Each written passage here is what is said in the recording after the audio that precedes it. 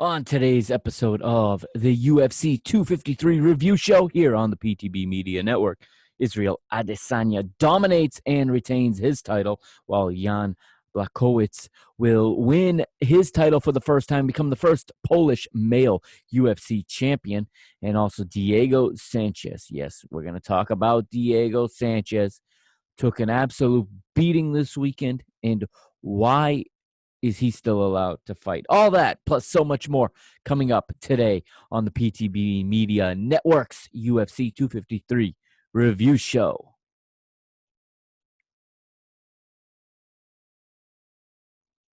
What's up, PTB Nation? Welcome to the PTB Network's UFC 253 review show. I am your host, the Mr. Mike Agustinu, here with you for another episode, another UFC review show. Okay, this is the second one we've done now. We did it a month ago, and we reviewed UFC 252, and now for UFC 253, we're going to go over the six main fights, at least the six fights on my betting slip, and we'll also go through the other results as well. How's everyone doing? Big thank you to everyone who took the time to watch the preview show that went out early on Saturday, this past Saturday, before the same day as the UFC event. Thank you to everyone watching on YouTube particularly. And if you're watching on YouTube right now, please do me a favor. Go down there right under the video and hit subscribe, and subscribe to the PTB Media Network. And right next to it, hit the little bell. And with that bell, you will receive notifications every time the PTB Media Network posts a new video, whether it's a UFC review, whether it's soccer-related content, whether it's a DGens United betting-related content, okay, sports betting. Whatever comes out from the PTB Media Network will be available as long as you subscribe there and you hit that bell. You'll know about it as soon as it drops. Now, let's go to Saturday, will we? We are in Fight Island in Abu Dhabi.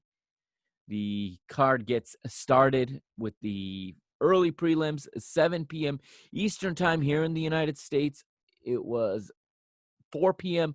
Pacific time in Abu Dhabi.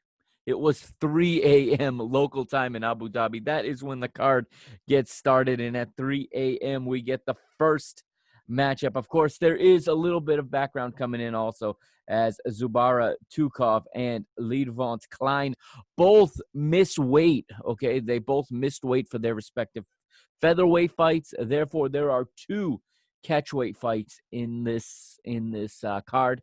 All right, they should have been featherweight fights. They were catchweight fights. Israel Adesanya gave his opinion about that, about the catchweights. He gave his opinion about what needs to be done about about fighters missing weight.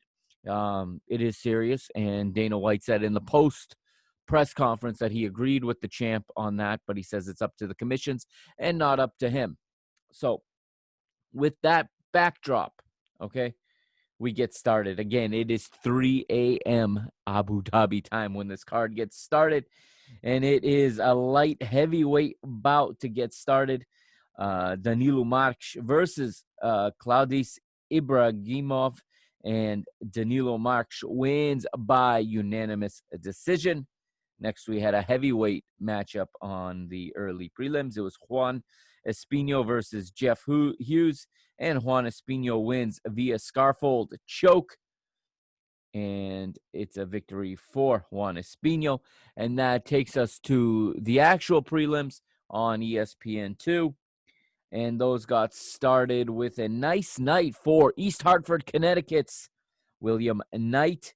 He wins with a unanimous decision over Alexa Kamur at light heavyweight. A big victory. He looked really good. William Knight did. This was the first fight that I caught. I did tune in time to catch this one, and he looked really, really good. And not a lot of people were giving him too much of a chance. He's a little bit raw. He out of East Hartford, not necessarily known as one of the MMA hotspots. But he comes out of a gym that's not the greatest known, but has had some successful fighters come through that gym. and he goes into that octagon in Fight Island, and he just absolutely dominates Alexer Kamor, and he wins by unanimous decision. The next fight was it was originally scheduled as a featherweight. Like we said, this was the catchweight. 150 pounds ends up being the catchweight as Ludovant Klein comes in 5 pounds overweight. But he nonetheless defeats Shane Young via KO at 116, remaining in round one, and gets his victory. And again, this was criticized heavily by Israel Adesanya, the middleweight champion. And at the end of the telecast on pay-per-view, we saw him discussing this with Dana White in the octagon. He had just won his fight, but he was still, as soon as he saw Dana, he had to bring this up because, of course, Shane Young, one of his teammates, and he sees his teammate getting knocked out by a guy who didn't make weight. Not right, not fair. He's totally got a valid point, and Israel Adesanya says that you need to start fining guys 70 and 80% of their purse for missing weight, not 30. He called the fighters. He said a lot of these guys are gangsters. They got a lot of money from the outside, and charging them 30% of their purse is nothing in exchange for a win. Dana White tend to agree with him, but like he said, this is the decision of all of the local commissions. This has nothing to do with the UFC.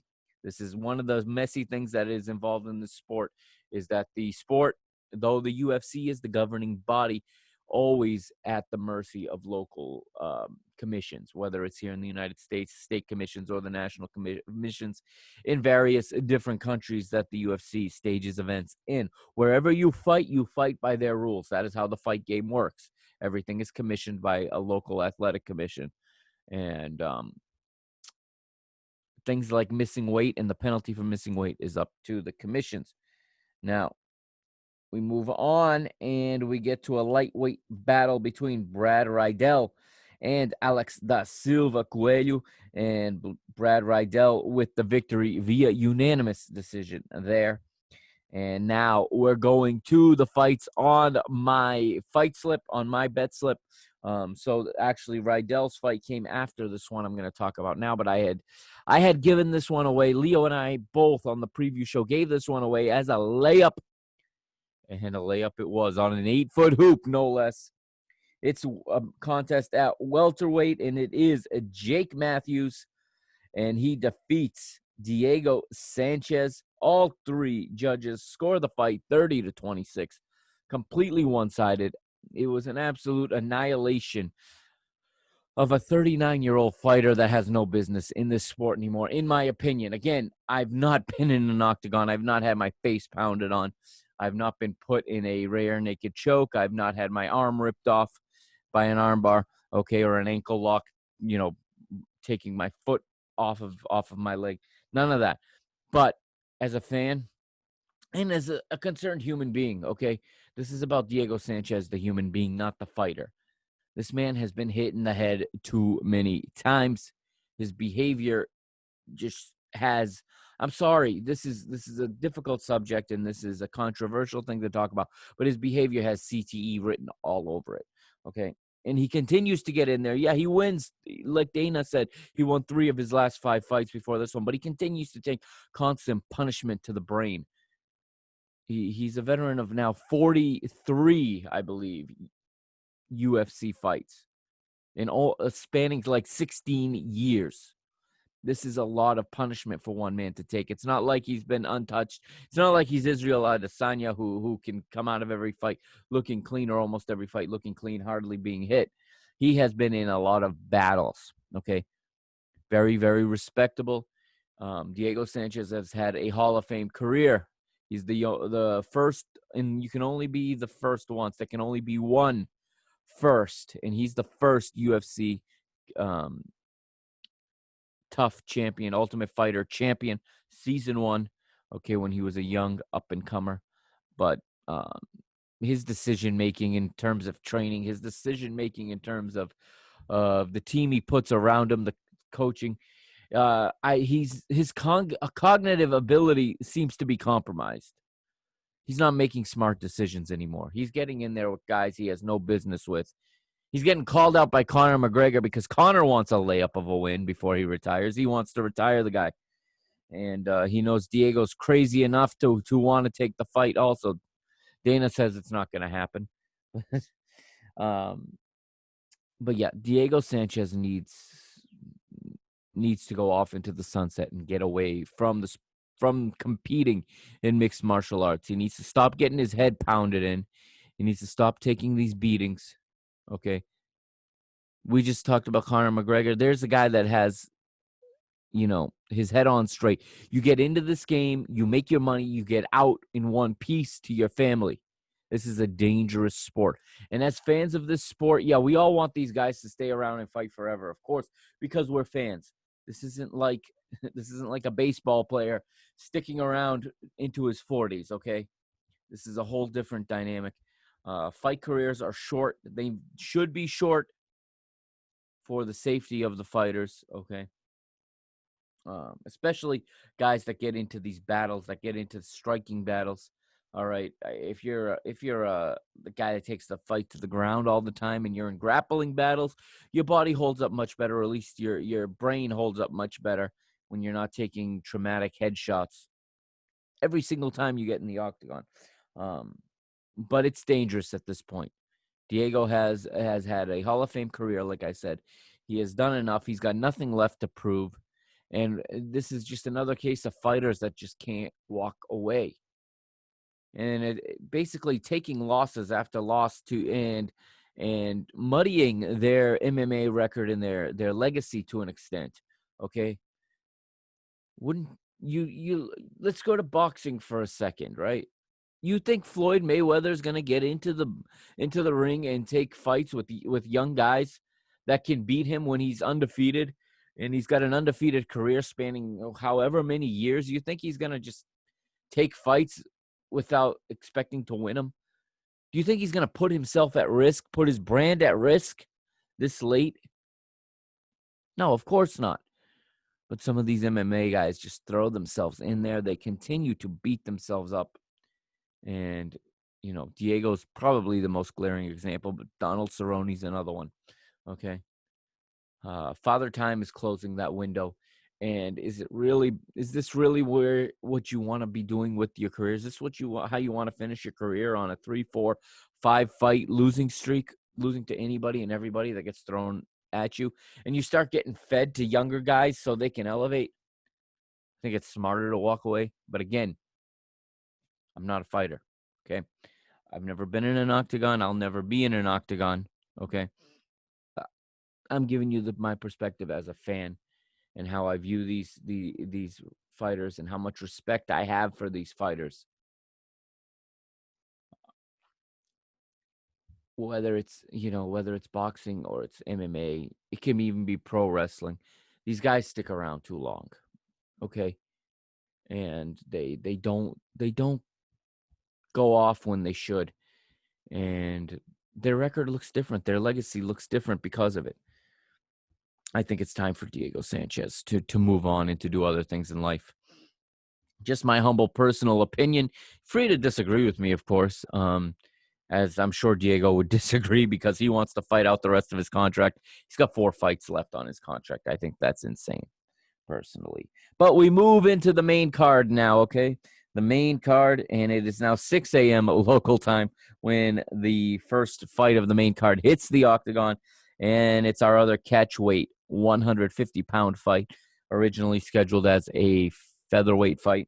It is Hakeem Dawodu taking on Zaira Tukhov. And you'll remember in the preview show, I had Tukhov winning this fight. Okay, I predicted he was going to win. Once again, like I did last month, I put I put my money on a fighter who failed to make weight, and that almost never goes well. The statistics show when fighters fail to make weight, they don't tend to win. I know in the previous matchup we talked about Levant Klein missing weight and winning in the first round with a knockout, and we heard the criticism again from Israel Adesanya on this practice. But typically, if you're not making weight, something's wrong in your camp, okay? And so that means something probably went wrong in your training, in your eating, in your preparation, And conventional wisdom for a lot of people says that if you fail to make weight, you're probably not ready to fight. And this, this wasn't necessarily the case in this fight. This was a weird one because this was a split decision. So Hakeem Dawodu wins via split decision 28-29, 30-27, and 29-28 over Zubaira Tukhov. I scored this fight 29-28 for Tukhov. I know some of the other, some of the pundits I listened to also had that score. I was under the impression Tukhov was ahead 2-0 in that third round. And unfortunately, Tukhov and his corner also thought they were, as he kind of danced around and refused to engage. You saw a very frustrated Hakeem Dawodu call him into the ring with an expletive-laced tirade telling him to get here and bite as he continued to dance around and avoid it because he thought he was winning. And you could hear that one of the greats, the champ Khabib Nurmagomedov was in Tukhov's corner in this one, and he's telling him he's winning the fight 2-0, 2-0. Let's get out of this round and go home with the victory.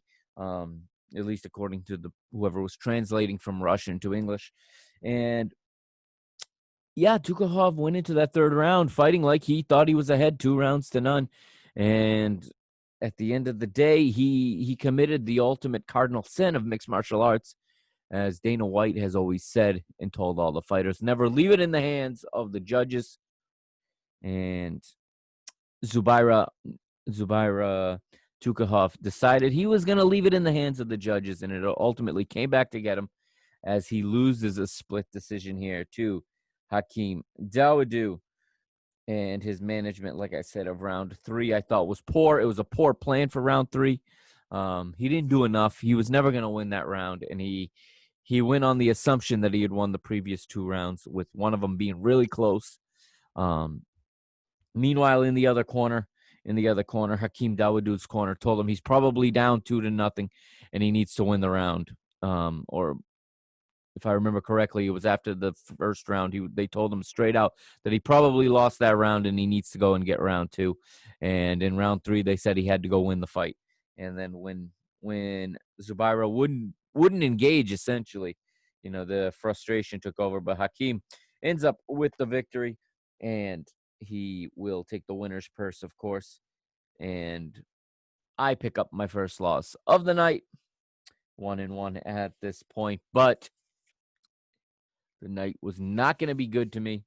I'm not going to talk about my bet slip at the end of the night. And yeah, it was a night where I went 2-4. Not what you want. So, but that is mixed martial arts. You never know what's going to happen. Anything can change. There's so many things can happen in these fights that change the course of the fight, and you don't know who's going to win. Okay. One little slip, one little mistake can result in somebody getting knocked out or getting submitted. And then you had 2 title fights where, on one I was very aggressive, going for the upset, and on the other I took the favorite, and they were, inversed. I guessed the wrong upset, and I took the wrong favorite. But next up was women's bantamweight. It is Ketlen Vieira taking on Sijara Eubanks, and it would be Ketlen Vieira winning on a unanimous decision. She took this fight to the ground. Eubanks, like we said in the preview, would find herself on her back. Pretty good ground defense, but doesn't really get much done offensively in this fight, and she loses a unanimous decision. And that was the end of my night in the W column for this card. Move on to a very, very good flyweight matchup. Brandon Royval with an impressive submission victory over Kai Kara France. Kai Kara France, of course, is the teammate of Israel Adesanya, the star of this show. And they come out flying. I mean, this was one heck of a fight. Right off the bat, Kai Kara France lands a hook, and he drops Brandon Royval, but Royval quickly bounces up, counters with the reverse or a swinging back fist. nails Kaikara right in the chin with it. And there was just a back and forth matchup. Both of these guys landing significant shots. We go to the second round, and just as Kaikara France is about to win the round with 48 seconds left, he goes for the double leg takedown. And on the way down, a very, very smart and incredibly instinctually quick decision made by Brandon Royval as he gets a hold of Kaikara France's head on the way down. And as he's being taken down to the ground, he manages to apply a guillotine choke. And what ends up happening is when his back hits the ground, his momentum brings Kara France down with him. And it's funny, if Kara France doesn't go for this takedown and doesn't leave his neck exposed like that, he might not lose the fight. He probably has a chance still to win the round and go into a third round to see what he could have done. Instead, he did himself in on this one as his body's own momentum essentially took him into the guillotine, and Brandon Royval locks it in, doesn't let go, and Kara France is forced to tap Brandon Royval, your winner, with 48 seconds remaining in round two. And like we'll say later, this was the actual fight of the night. This was a fantastic fight. If you didn't enjoy this fight, you don't enjoy this sport. And if you're watching this and you didn't enjoy this fight and you don't enjoy this sport, I'm not really sure why you're watching this. But that was how that one went. It was a very, very exciting fight, and really getting everybody hyped up, getting everybody ready to watch the double main event or the co-main event, the first of two title fights on the card. And let's go now to that title fight. All right, it's the first of two title fights, and it is for the vacant light heavyweight championship. It is Poland's Jan Blachowicz taking on the United States' Dominic Reyes. Blachowicz, comes to the octagon with the Polish flag, and he's soon to become a father. He's very excited. He wants this title victory, and he wants, obviously the income that comes with it to help provide for his family. Dominic Reyes comes out next. He's in the red corner. He's got the Mexican and the United States flag draped around him, and hanging over the octagon with his cornerman holding on to it, obviously, for the pre-fight announcements. Bruce Buffer comes in, does his spiel, and the fight starts, and the Polish powerhouse, as they call him, landing significant shots early. Dominic Reyes unable really to get himself going, unable to get in a rhythm. Something didn't look right about this fight for him.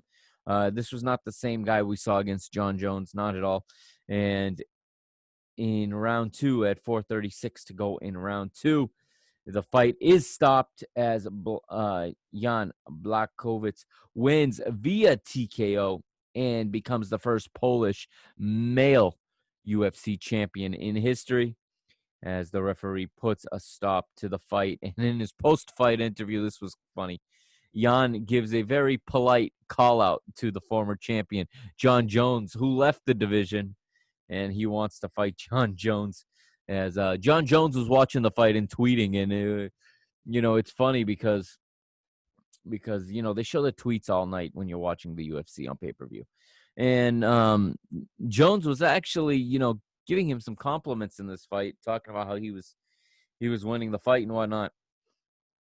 Then Blachowicz goes and politely calls him out, saying he wants a fight with John. Who wouldn't? If you're in this fight game, you want the big money fights.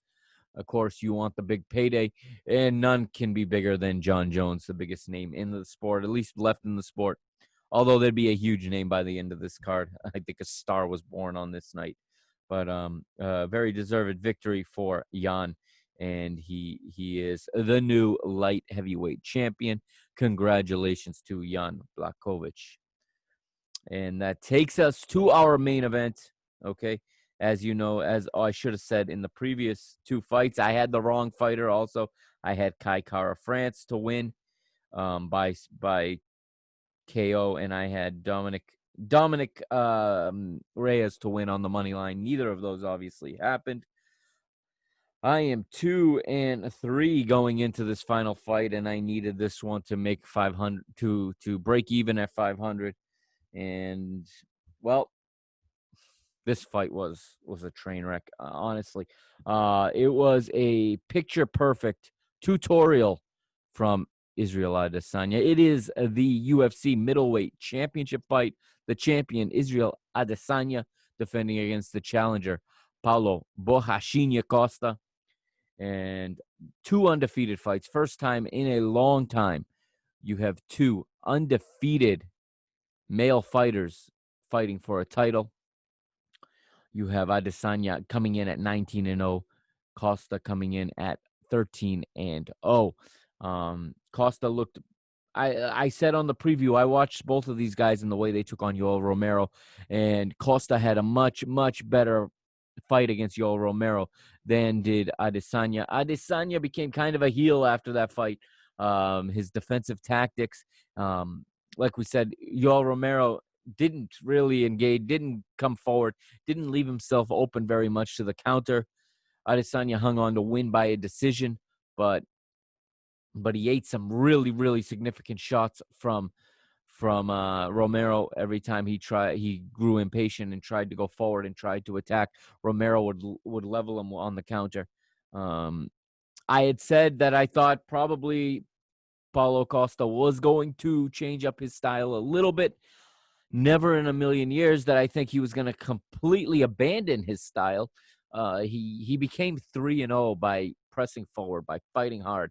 Okay, and it starts with the weigh-ins on Friday. All right, and what what Dana White said was a record on social media for the number of views for this weigh-in. This was a big time fight. It got a big time feel. A pay-per-view record in New Zealand. The UFC has announced that this card was a pay-per-view record in New Zealand. They haven't announced the official numbers anywhere else, but we know that in New Zealand they got an all-time pay-per-view record. And of course, that's where Israel Adesanya fights out of Wellington, New Zealand, originally from Nigeria, of course. And the two fighters after the weigh-in are in the stare down, and and what was funny, they ended up having to be pulled apart because Paulo Costa pulls a white belt out of his pocket, a white belt, a jiu-jitsu white belt, a Brazilian jiu-jitsu white belt, and throws it at Israel Adesanya. He's, of course, calling out Israel's jiu-jitsu game, his ground game, his grappling skills, as he gives him a white belt, and Paulo's wearing his Brazilian jiu-jitsu black belt. He's wearing it. At the end of the fight, Israel would say, "You want to see my black belt?" And he proceeded to say he would wrap something else around his waist and call it his black belt. And yeah, there was a profanity laced tirade from Israel Adesanya at the end of this fight. But what I don't understand is, here you're calling out Israel Adesanya for his lack of grappling, okay, his lack of jiu-jitsu, and you're probably right. But then you get in the octagon and you don't use what good is having a black belt if you're not going to use it? Not one takedown, very few shoots, very few takedown attempts. They're all defended by Israel Adesanya, who immaculately kept a perfect distance, using his 20-centimeter reach advantage and using his far superior kicking game to keep a safe distance. Remember, he's 29-3 lifetime as a kickboxer. He's a world-class kickboxer. He doesn't need to even be in an octagon being worried about a takedown. He could be in the kickboxing ring and be one of the greats. And he uses his kickboxing to keep the distance. And those massive leg kicks, and we have seen time after time, these guys, when they start delivering these leg kicks to the lead leg, they literally can kick a guy's leg off. What does Paulo Costa do? What does Borrachinha do to get ready for those leg kicks? He extends his leg, leaves it there, and then pretends it doesn't hurt him. He just pretends it doesn't hurt him. And he's even taunting him. This is a guy who has always fought in a certain way. Borrachinha has always fought with a quote-unquote honor.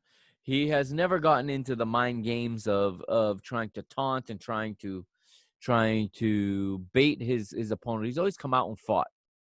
In this fight, he got completely away from that.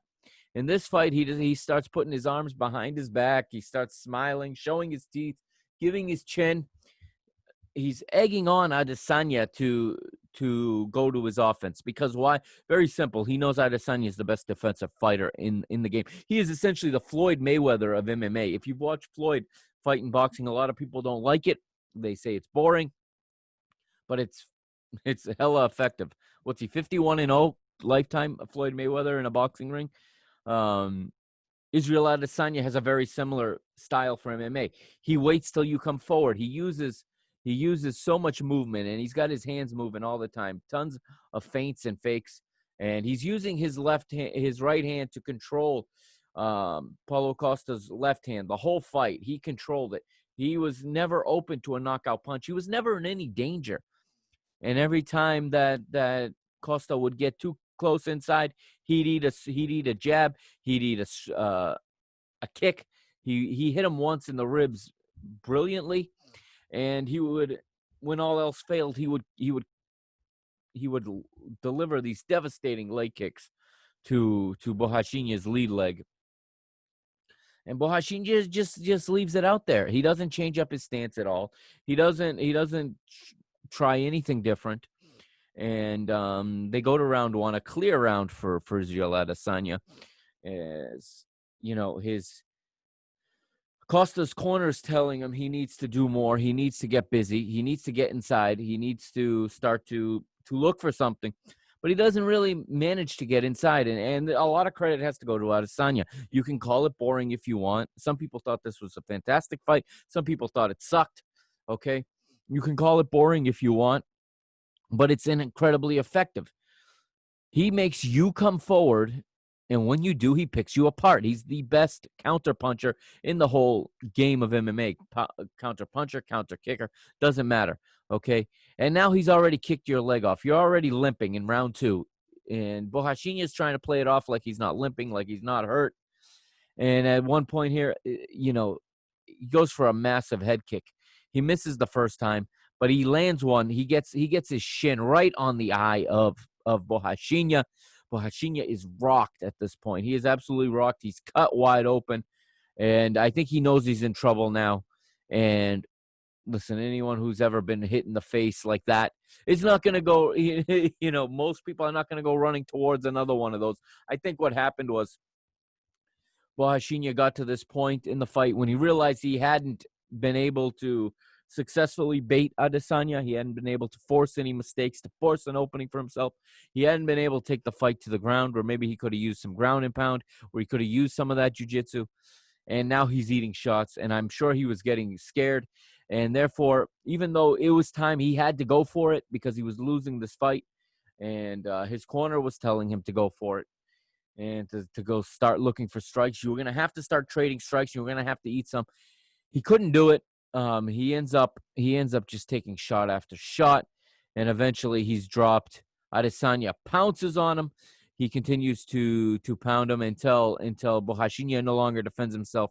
Referee steps in, calls a stop to the fight, and in round two, as then you get a pretty obscene gesture by Adesanya at the end of the fight, as he is on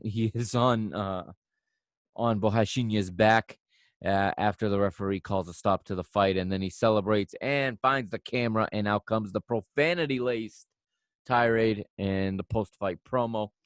And Israel Adesanya, still your UFC middleweight champion, 20-0, as Bohashinya Costa loses his first fight of his professional career.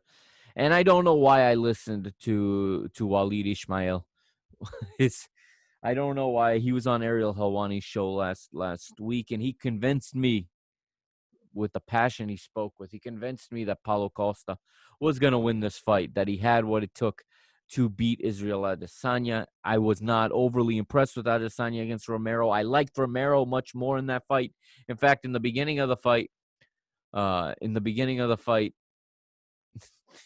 they were squaring up, and Adesanya actually called Costa Romero because he didn't come forward, and they started with the jab, the jib jab. They started with the trash talking.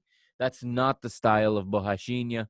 That's not his kind of fight. He was so in out of his element. I don't know why. It's one thing, like I said, to change up a tactic.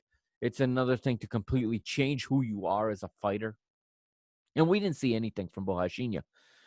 This is an undefeated fighter who has won 13 straight professional fights coming into this match. And we didn't see anything of what he had. Okay, he didn't show us anything. He kept everything in, and he tried to play these mind games, and he ended up paying the price for it because he looked ridiculous in this fight. And I'd be asking questions of my corner after this one. Um, I'd be thinking about a better team, a better coaching staff, better teammates, better training partners, because he clearly was not ready to take on a guy at the level of Israel Adesanya. But on the other side, a star was absolutely born. And whether you love him or hate him, Israel Adesanya makes you feel something about him. Like all the greats, like Conor McGregor, like John Jones, like Chael Sonnen back in the day. Okay, he makes you feel something. And if you want to compare it to boxing, we talk about Floyd Mayweather. Makes you either love him or hate him. You are not lukewarm on him. There is nobody that is lukewarm on Israel Adesanya if they follow this sport, okay? And he gets a well-deserved victory. He was by far the better fighter, obviously. This was a one-sided fight. And, yeah, I think a star was born here, and I think we're going to look at the payouts in a second. But um, I think he can headline a fight card now with anybody at this point. He is a legit champion, 20-0, like I said, and I'm interested to see the different tactics that fighters are going to take going forward. Who is going to crack the code that's going to get them at Israel Adesanya and be able to take him down or be able to land some shots and give themselves a chance to beat him? This isn't boxing. You don't go undefeated for the career. Very, very unlikely. Incredibly unlikely that he's going to go undefeated for his career. It's, again, not boxing. But how is someone going to beat him? It'll be interesting to see. And he gets better with every fight, obviously. He has improved tenfold in his 4 UFC fights. And it's going to be interesting to watch. But I think we have a star on our hands. And I think the next time he headlines a card, you're going to see a huge pay-per-view number. All right, let's take a look here. I'm going to bring up the payouts for this fight card. And so we have it here. As you can see, Israel Adesanya is at the top. And this is courtesy of Sportex. And I accidentally clicked on something. Let's go back. Okay. So we're looking at the payouts for this fight. As you see, Israel Adesanya at the top of the payout list with a guaranteed 600,000. No winning bonus claimed, but a $40,000 promotional bonus and a $50,000 performance bonus. That's because he won performance of the night along with Jan Blachowicz. They both were awarded the performance of the night together, and each of them winning a $50,000 bonus. So you see the total earnings for Adesanya, $690,000 there. Paulo Costa, he was paid $400,000 guaranteed for this fight. He got a $30,000 promotional bonus. He lost, but brought in $430,000. Not at all a bad day at the office. Dominic Reyes on a loss, $350,000, excuse me, guaranteed money. He got a $20,000 promotional bonus and $370,000 for this fight. His opponent, Jan Blachowicz, $110,000 guaranteed, $110,000 fight winning bonus as well, and a $10,000 promotional bonus to go with his $50,000 performance of the night bonus, all equaling a grand total of $280,000 for Jan Blachowicz. Just what he needed for that family that he is starting now. Those are the headliners. If you go further into the mid-card, Kai Kara France, not a bad night for himself. Overall, winning $95,000. Brandon Royval $73,500 thanks to that fight of the night performance. Both of those guys getting a huge chunk of change, $50,000 bonus for each of them. And now you start to see the disparity in the payout and the how different the earnings are for fighters of different levels depending where they appear on the card. As Ketlen Vieira gets $40,000 guaranteed, $5,000 for a promotional bonus, and also a $40,000 winning bonus. So she makes $85,000. Still not shabby at all. I would love that right now. And Sijara Eubanks wins $40,000 because she did not win the fight. She brings home virtually half as much money. Hakeem Dawodu, $22,000 guaranteed, $22,000 for winning, and $5,000 for the promotional side, as he brings in $49,000. And Zabira Tukugov with the $20,000 guaranteed and a $5,000 fight bonus, $25,000 for him. Although he missed weight, I don't know if this list has subtracted his fine, his 30% for missing weight. Brad Rydell brings home $23,500. Alex Da Silva, $13,500. Diego Sanchez brings in $120,000 on the undercard on the prelims. And Jake Matthews, his opponent, $75,000. Shane Young, $22,000. Ludovic Klein, $23,500. William Knight wins $23,500. Alexa Kammer, only $13,500 for this fight. Remember that they have to pay everybody that helped them in their camp. And, it sounds like a lot of money. It's really not, because it's 6 to 8 weeks at least worth of work for that kind of money. As we keep moving down the card, and you see the guys that are in the prelim fight. Juan Espino wins $40,000, while Jeff Hughes wins $17,500, $18,000 for Cadiz Ibrahimov, and Danilo Marques with $23,500. We will know the pay-per-view numbers later, as that is the numbers. That's how they played out. And like we said, performance of the night went to Jan Blachowicz and Israel Adesanya, $50,000 each, while the fight of the night went to Kai Kara France and Brandon Royval. And that pretty much wraps up UFC 253. I hope you enjoyed this review here on the PTB Media Network. I'll be back in a week's time with some more UFC action, because next week, friend of the network, local fighter here in Massachusetts, and a fighter who's going to bring this flag right here into the octagon next week in Fight Island. That's right. Jorgen De Castro is on a UFC Fight Night on ESPN next Saturday from Abu Dhabi.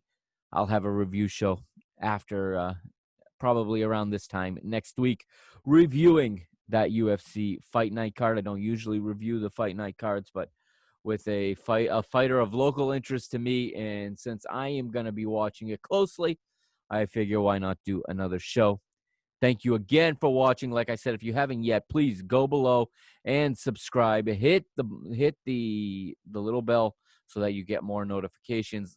If you like the show, leave a comment. Go for it. We love to get feedback from fans. And stay tuned and look out for more content coming your way from the PTB Media Network. And for the PTB Media Network, I am the Mr. Mike Agustino signing out. This has been the UFC 253 review show.